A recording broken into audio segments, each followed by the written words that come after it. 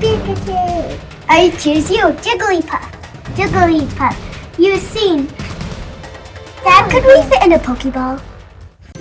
Jolly Science! In the Pokemon universe, Pokemon are lovable creatures that exist as pets and friends. People who catch, raise, breed, and battle Pokemon are called Pokemon trainers. Pokemon live and are stored in small balls called Pokeballs. Our family loves Pokemon. We have the cards, toys, books, and games. Fun fact, Ash Ketchum is 10 years old in the anime series. In this picture here, I also was 10 years old and was dressed up as Ash for Halloween. So could we fit in the Pokeball? That all depends on how the Pokemon are getting inside the balls. There's two ideas. The first is that the Pokeball is shrinking the Pokemon until it fits inside. Or the second side? Maybe? But if they were, I think it would sound a little bit more like this. I like that much less. Is there a way we could shrink like Pokemon? Let's go give it a try. We're going to see how small we can get. Come on, everybody. Let's get as small as you can. Get as compact as you can. Come on. Get in there. Get in there tighter. Get in there tighter. Ah, it's pretty small. 3 hours later. So as you can see, we can only get so squished before it becomes pretty uncomfortable. Does this mean it's impossible to shrink? Well, not exactly. That doesn't sound convincing at all. There really are two ways that you could try to shrink a person or an object. We are all made up of atoms, the universe's smallest building blocks. We're made of so many of these little things, an unimaginably large number. So the simplest way to shrink would be simply get rid of atoms until we fit in a smaller space. That sounds like it wouldn't be that bad. Right. Sure, it's a perfect solution. Just tell me, which body parts do you want to leave outside of the Pokeball while you shrink the rest in? Wait, what? Well, look at it. Just losing a small percentage of our brain would be considered brain damage. And you're talking about losing 99% of yours. There would be some problems. And another problem. What do you do with the atoms that you don't put into the Pokeball? The thing is, most of them will be left outside of the Pokeball, and you're going to need those to remake your body when you come back out. This is brilliant to see. Actually, I know just the experiment we can do. If you'd like to follow along with our experiment at home, you'll need some hard-boiled eggs, a Gatorade bottle, some matches, some rubbing alcohol, and most importantly, a responsible adult.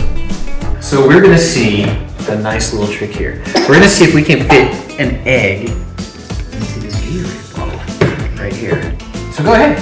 Who wants to try it first? Who wants to see if you can fit it inside of the bottle? I can't do it. It's not fitting for you, is it? Yeah. All right. We have a special trick to get these ones in. Let's grab one and see what the trick is. Remember those hard-boiled eggs? You're going to want to crack it and remove the shell.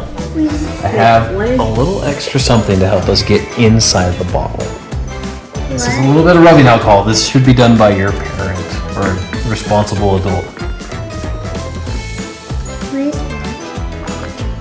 What is that, Dad?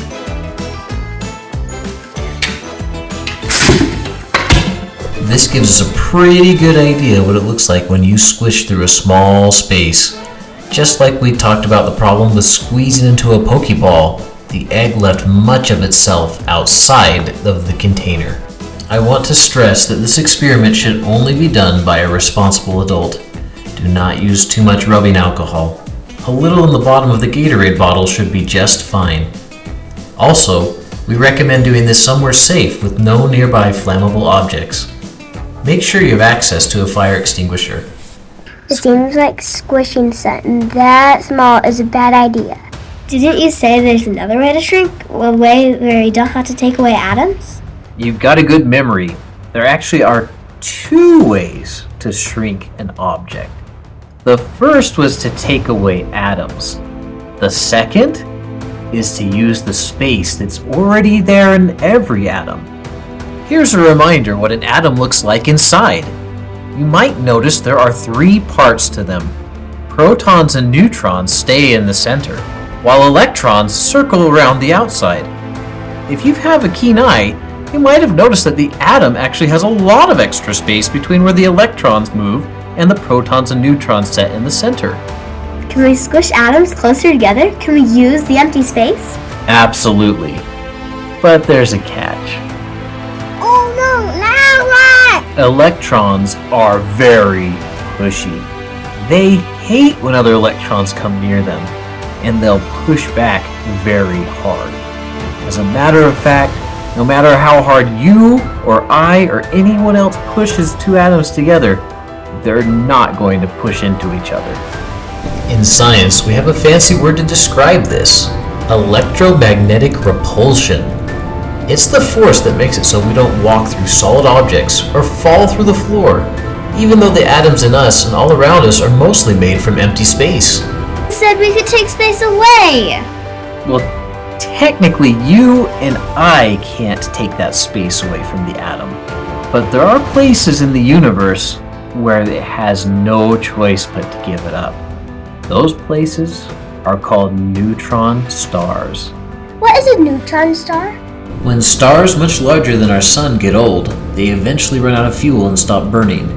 They have tons of gravity, which makes the stars start to collapse. The atoms get smashed together super hard, then they push back. They make the biggest explosion imaginable. A supernova. This squished core is a neutron star. The gravity on neutron stars is intense. It squishes everything on it until there's no space left in their atoms. This gravity would also make us enormously heavy. How heavy would we be? Trivia time! Which of the following is the heaviest? Is it A, all of the aircraft carriers in the world combined? Keep in mind there are 47, and each one would be fully fueled and have a full deck of planes. B, Uluru, or Ayers Rock. This giant rock is the biggest made of one material. It's over 1,100 feet tall and 2.2 miles long. C, a kid that weighs 70 pounds on Earth standing on a neutron star. Or D, New York City. This includes all the people, cars, vehicles, buildings, streets, you name it. Have you picked your answer? Well, as it turns out, C is our correct answer. A kid on a neutron star would weigh 3 times more than the rest of these combined. I thought this question was a useful example of how hard it is to remove the empty space in an atom. What if we only remove enough space to fit into a Pokéball? Let's say that we could make the atoms 100 times smaller without the ultra-extreme pressures and gravity of a neutron star.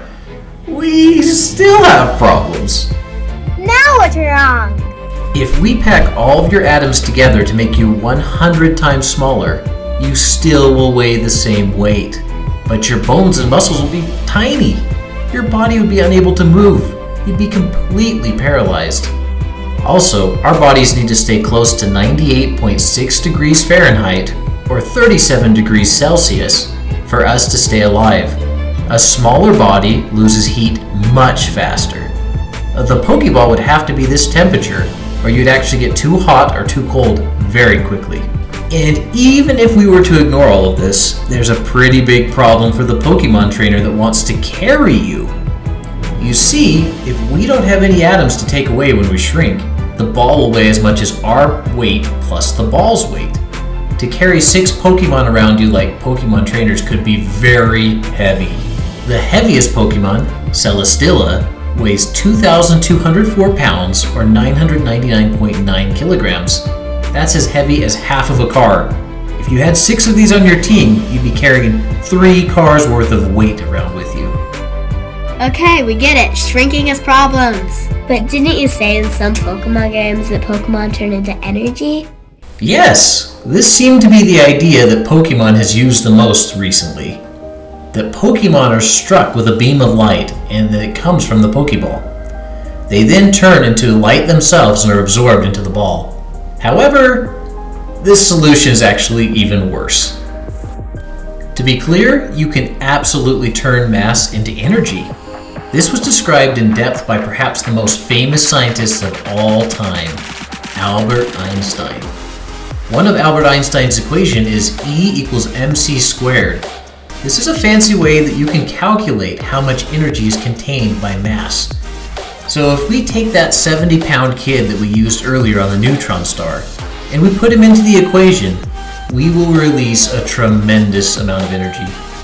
More energy than the Tsar Bomba, the most powerful nuclear warhead ever detonated. That amount of energy could power a hurricane for 20 days straight. In summary, there are 2 ways that Pokemon are supposed to be able to get into Pokeballs. They either shrink or turn into energy. If they shrink, they either have to lose mass to fit into the ball, or they become super dense not to lose any mass.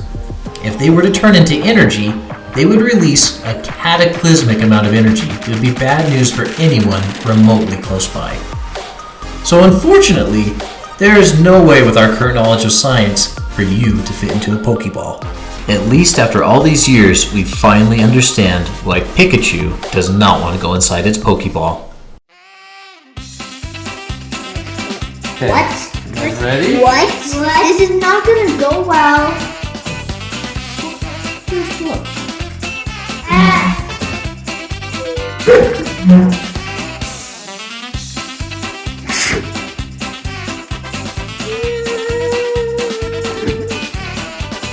What? It's going in? Look. Why? It's shedding. Look at what it's doing. What? It's like, huh?